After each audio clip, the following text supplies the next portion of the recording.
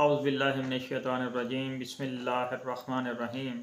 اللہم صلی علی محمد وعلی محمد۔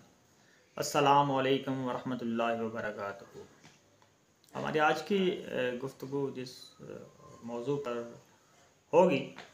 اس کا عنوان ہے معیار شناخت، کہ کسی بھی شخصیت کو پرکھنے کا معیار کیا ہونا چاہیے، یعنی شخصیت پرستی کیا یہ معیار صحیح ہے یا پھر کسوٹی کوئی اور ہے کہ جس کسوٹی و پیمانے پر اس شخصیت کو رکھ کر پرکھا جاتا ہے۔ جب جنگ جمل برپا ہونے والی تھی تو اصحاب امیر المومنین میں سے ایک شخص سخت الجھن کا شکار ہو گیا۔ وہ دونوں جانب نگاہ کرتا تھا، ایک طرف اس کی نگاہ علی اور جلیل القدر بزرگان اسلام پر پڑتی تھی جو حضرت علی علیہ السلام کے ہمراہ مصروف جنگ تھے،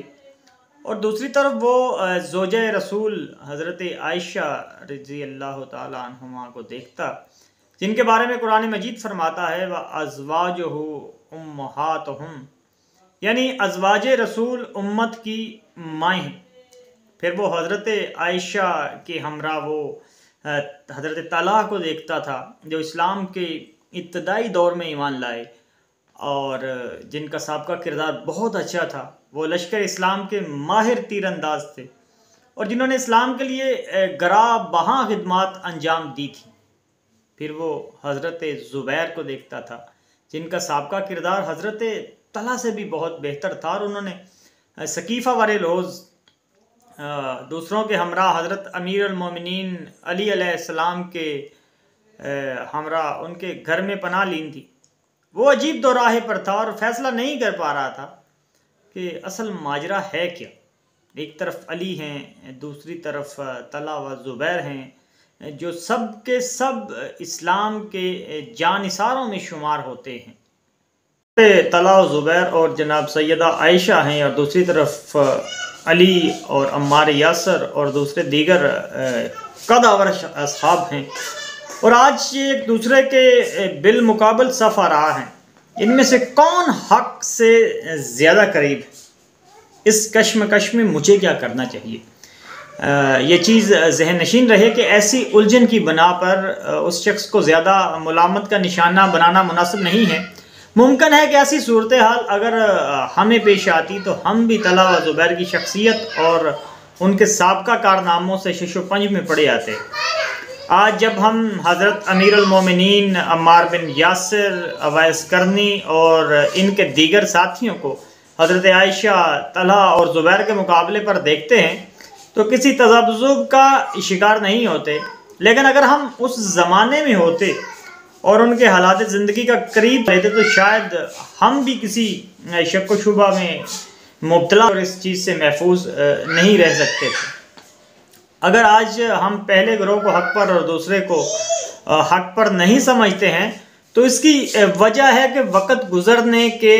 ساتھ ساتھ حقائق واضح ہوتے چلے گئے ہیں۔ ہم نے ایک طرف حضرت امیر المومنین اور عمار یاسر کی اور دوسری طرف حضرت طلحہ و حضرت زبیر اور حضرت عائشہ کی حقیقت جان لی ہے، اور اس قابل ہو گئے ہیں کہ ان کے بارے میں صحیح فیصلہ کر سکیں۔ اگر ہم تاریخ کے محقق نہیں بھی ہیں تب بھی بچپن سے ہمیں یہ چیزیں سکھائی گئی ہیں، لیکن ان میں سے کوئی عمل بھی اس دور میں موجود نہ تھا۔ بہرحال وہ شخص حضرت امیر المومنین علیہ السلام کی خدمت میں حاضر ہوا اور کہنے لگا کہ کیا یہ ممکن ہے کہ حضرت طلحہ، حضرت زبیر اور جناب عائشہ بادل پر اکٹھے ہو جائیں؟ ان جیسے نامور اشخاص اور رسول اکرم صلی اللہ علیہ وآلہ وسلم کے جلیل القدر صحابہ کس طرح غلطی کر سکتے ہیں؟ حضرت امیر المومنین علی علیہ السلام نے اس کے جواب میں ایک ایسی بات کہی کہ جس کے متعلق مصر کے معروف عالم اور مصنف ڈاکٹر طہ حسین کہتے ہیں کہ اس سے زیادہ بلیغ اور اعلیٰ کلام اور کوئی نہیں ہو سکتا، ہو ہی نہیں سکتا۔ وحی کے منقطع ہو جانے کے بعد اس قدر بلند مرتبہ کلام نہیں سنا گیا۔ حضرت علی علیہ السلام نے اس شخص سے فرمایا کہ تمہیں مغالطہ ہوا ہے اور تم نے حقیقت کو سمجھنے میں غلطی کی ہے۔ حق و باطل کو فرد کے پیمانے میں نہیں تولا جا سکتا، یہ صحیح نہیں ہے کہ تم پہلے افراد کو معیار بناؤ اور پھر حق و باطل کو اس معیار پر جانچو اور یہ کہو کہ فلاں چیز حق ہے کیونکہ فلاں شخصیت فلاں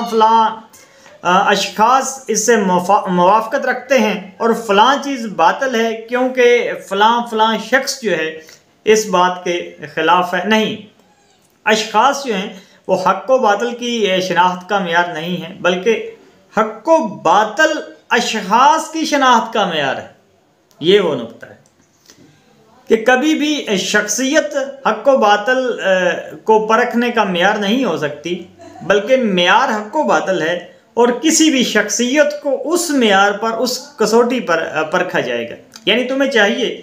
کہ شخص اور شخصیت شناس نہ بنو، بلکہ حق شناس اور باطل شناس بنو۔ یعنی تمہیں چاہیے کہ شخص اور شخصیت شناس نہ بنو، بلکہ حق شناس اور باطل شناس بنو۔ افراد کو خواہ وہ کتنی بھی بڑی شخصیت ہو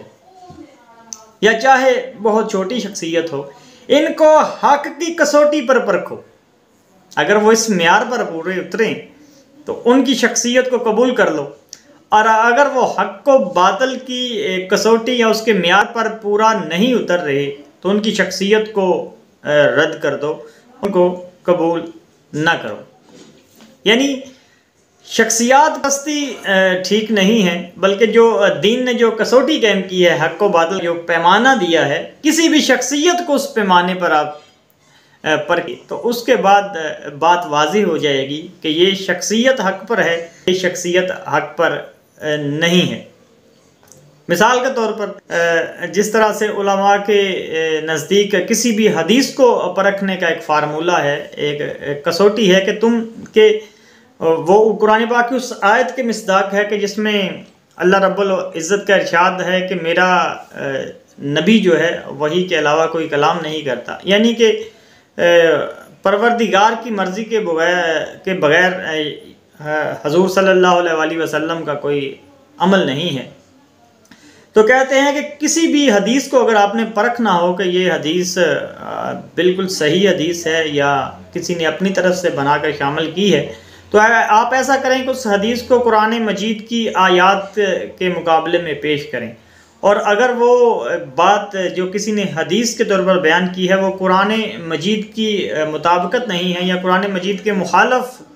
وہ بات ہے،